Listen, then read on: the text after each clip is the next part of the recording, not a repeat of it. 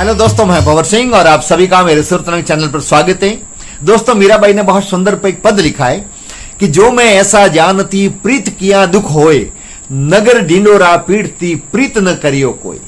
किसी शायर ने और भी बहुत खूब कहा है कि प्यार बड़ो विकराल सखा तरवार की धार पे धावनो। जहां दोस्तों प्यार करना बहुत कठिन काम होता है, उसमें बहुत पीड़ा होती है, सुख कम होता है, दुख ज्यादा होते हैं। और ऐसे ही हमारे यहाँ इतिहास में अनेक ऐतिहासिक प्रेम कथाएं भरी पड़ी है, वीरों की प्रेम कथाएं भरी पड़ी है, जिनको पढ़ते हैं सुनते हैं तो हम भाव विभोर हो जाते हैं, बहुत वेदना से भाव उमड़ने लग जाते हैं। ऐसी अनेक कथाएं हैं हमारे इतिहास में। लेकिन दोस्तों, आज मैं आपको एक ऐसी लोकप्रिय प्रेम कथा सुनाने जा रहा हूं जो राजस्थान और गुजरात में बहुत लोकप्रिय है, जो बहुत प्राचीन है, जो 11वीं शताब्दी की कहानी है और वो सच्ची घटना है।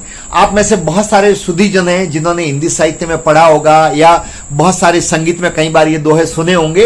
और ये प्रसिद्ध जो दोहे हैं वो मार्मिक दोहे जेठवा के। जी हाँ दोस्तों, जोड़ी जग में दोहे सारस के चकवा चकवी तीजी जोई ने कोई जोई जोई हारी जेठवा, ये दोहे जेठवा के हैं। लेकिन दोस्तों, क्या आपको पता है जेठवा कौन थे और जेठवा की क्या प्रेम कहानी थी? तो आइए दोस्तों, आज मैं आपको ये मार्मिक प्रेम कथा सुनाने जा रहा हूं। आप पूरा वीडियो देखें।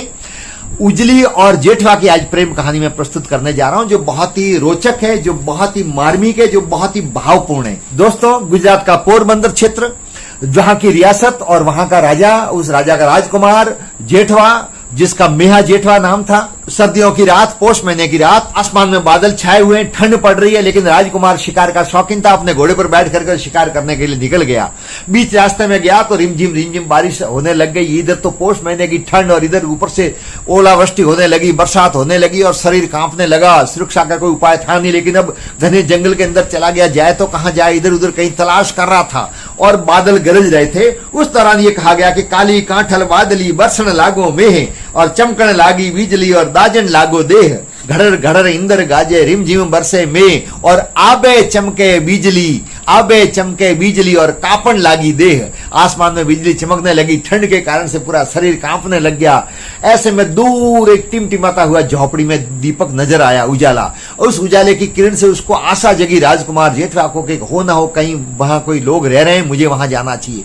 और घोड़े को वहां से दौड़ाया और झोपड़ी के पास में पहुंचा। जब घोड़ा दौड़ता हुआ जा रहा था, घोड़े के पैरों की टाप की आवाज सुनाई दे रही थी। जो झोपड़ी जो थी वो अमराजी चारण की झोपड़ी थी, जो अपने 20 साल की बेटी के साथ में वहां पर रह रहे थे। उन्होंने घोड़े की टाप सुनी तो टाप सुनते ही उनको पता लगा कि कोई न कोई व्यक्ति आ रहा है और निश्चित तौर पे ऐसी बारिश के अंदर कोई व्यक्ति शरणागत के लिए आ रहा है। और घोड़ा आकर झोपड़ी के आगे आकर के टप टप टप करता हुआ घोड़ा झोपड़ी के आगे आकर के रुका। अमराजी ने अपनी बेटी उजली से कहा कि बेटी बाहर जाकर के देखना। चूंकि अमराजी बहुत वृद्ध थे और ठंड से वो भी कांप रहे थे, बारिश हो रही थी, झोपड़ी में पानी टपक रहा था। दरवाजा खोला तो वो देखती है कि घोड़े से एक व्यक्ति नीचे गिर गया है और पूरा शरीर उसका कांप रहा। उसने बुलाया, आवाज लगाई, लेकिन वो न हिल रहा है न डुल रहा है। अपने पिताजी को आवाज लगाई, पिताजी ने आकर के देखा। देखते ही उनको पता लग गया कि ऐसी ठंड के कारण से उसका शरीर जकड़ गया और ये बेहोश हो गया है। अब करें तो क्या करें? उसको आग दें, गर्मी दें, शरीर को तो कैसे दें? लकड़ियां सब गीली, ऐसे में आग भी नहीं जलाई जा सकती थी। और कोई साधन था कि जिसके कारण से उसके शरीर को गर्म किया जाए। अब अमराजी को यह भी दुख हो रहा था कि हमारी शरणागत आया हुआ व्यक्ति अपने प्राणों को त्याग रहा है हमारे नजरों के सामने, और ये हमारा धर्म नहीं है, ये हमारी संस्कृति नहीं है। जो हमारे यहाँ पर कोई भी आ जाता है शरण लेकर के, तो उसके लिए तो प्राण भी दिए जा सकते हैं, लेकिन और कोई उपाय था नहीं। उनका शरीर बहुत वृद्ध था, उनके शरीर में इतनी जान नहीं थी, ऊर्जा नहीं थी कि वो उसको उस रूप में बचा पाते। इसलिए दिल पर पत्थर रख करके अंतिम उनको एक उपाय सूझा और दिल पर पत्थर रख करके इष्ट देव को याद करते हुए अपनी पुत्री से को कहा कि उजली बेटा, मैं तुझे आदेशित करता हूं, तू उसको आलिंगन कर और अपने शरीर की गर्मी दे। ये सुनते ही उजली की आंखें लाल हो गई। बोले, पिताजी आप क्या कह रहे हो? बोला, बेटी मैं बिल्कुल सही कह रहा हूं, ये ज्यादा समय तक जीवित नहीं रह पाएगा। यदि इसको गर्मी नहीं दी गई तो इसके प्राण पंखे उड़ जाएंगे और हमारे झोपड़ी के आगे, हमारे घर के आगे आकर के कोई प्राण किसी के चले जाए, ये हमारा धर्म नहीं है। हम अपने आप को कैसे फिर इस पाप से मुक्त कर पाएंगे? खूब जब कहा तब बेटी ने मजबूर होकर के पिताजी की आज्ञा का पालन करते हुए, ईश्वर को साक्षी मानते हुए, उजली जो दिखने में बहुत सुंदर थी, तन की भी उजली, यथा नाम तथा गुण, तन की भी उज्जवल और मन की भी उज्जवल, उसने पिताजी की आज्ञा का पालन करते हुए और उस व्यक्ति को, चूंकि वो चेहरे से संभ्रांत परिवार का लगता था और पिताजी को भी उसके पता था और उजली के पिताजी को भी पता था कि ये कोई सामान्य व्यक्ति नहीं है। अब कहा कि तू इसको आलिंगन कर और पति मान करके आलिंगन कर। यदि जीवित रह गया तो आगे भगवान की मर्जी होगी वो होगा, लेकिन एक बार तो आदेश की पालना कर। उजली ने उसी समय उसको आलिंगन किया, आलिंगन करके और आधी रात तक आलिंगन करके रखा। धीरे धीरे बारिश भी बंद हो गई, शरीर की गर्मी से उसके बदन में भी जान आई और राजकुमार ने आंखें खोली। आंखें खोली तो देखा कि सामने सुंदर कन्या खड़ी है। बोले, कन्या कौन हो तुम? उसने कहा, मैं उजली चारण हूं।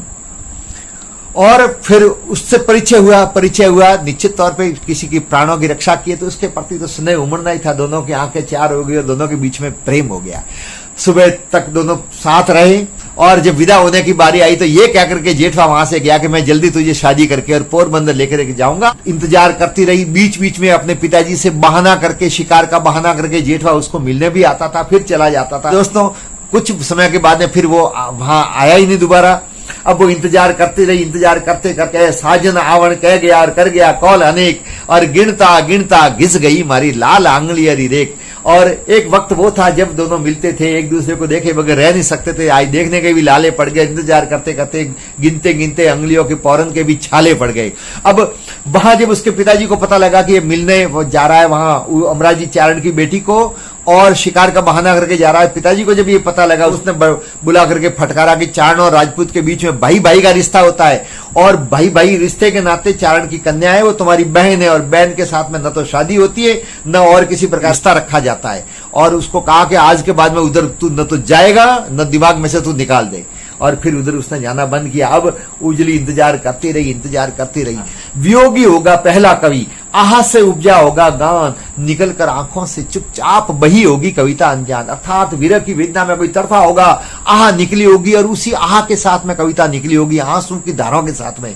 अब उजली के साथ में भी यही हुआ। जब विरह की वेदना में जलने लग गई तो चारण कन्या तो थी, विदुषी थी, तब उसका जो भाव उमड़ा प्रेम का, उसने जेठवा के दोहे के रूप में जो लिखा, वो दोहे अमर हैं। उनमें से कुछ दोहे मैं आपको सुनाता हूं, फिर आगे की कहानी में। यदि मैं दोहे नहीं सुनाऊंगा तो ये कहानी अधूरी रह जाएगी दोस्तों।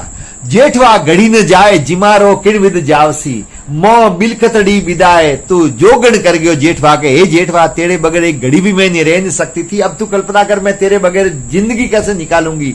तू तो मुझे बिलकती छोड़ करके और जोगण करके यहां से चला गया। वीर गोली सू टलता हिरण मन माठा होवे, फिर बालम बिछड़त्या किणविद जीवे जेठवा। कि हे जेठवा, एक हिरण को जब टोली से अलग कर देते तो वो भी उदास हो जाता, उन्मत्त हो जाता है और उदास हो जाता है, दुखी हो जाता है। तो मैं तेरे से अलग रह करके कैसे जी सकती हूं, तुम कल्पना कर सकते हो। जेठवा थारे लार धौला वस्त्र पैरिया और हाथ चंदन माला जपती फिरूं जेठवा के। हे जेठवा, तेरे वियोग में मैंने सफेद वस्त्र धारण कर लिए और हाथ में चंदन की माला लेकर के और तेरे नाम की माला जपते हुए जीवन व्यतीत कर रही हूं। मेरा मन तनिक भी तेरे बगैर नहीं लगता है। जोड़ी जग में दोय सारस के चकवा चकवी, और तीजी जोई ने कोई जो जो हरी जेठवा, जो बहुत ही मार्मिक और लोकप्रिय दोहा है कि हे जेठवा, जोड़ी तो दुनिया में दो ही अमर है, बस प्रेम की जोड़ी तो दो ही दुनिया में मैंने सुनी और वही अमर है, तो सारस की और दूसरे चकवा चकवी की। जी हाँ दोस्तों, सारस भी जोड़े में रहता है, एक के बिछड़ते दूसरे के प्राण वगैरह उड़ जाते हैं। इसी प्रकार से चकवा चकवी भी एक दूसरे से एक तो पलक भी अलग नहीं रह सकते। लेकिन भगवान ने उनको एक श्राप दिया कि रात्रि को वो मिल नहीं पाते। रात संध्या होते ही उड़ करके एक छोर पर जाता है और दूसरा उड़ करके नदी के दूसरे तट पर रहता है। रात भर वो बोलते रहते हैं, आपने सुना भी होगा कभी,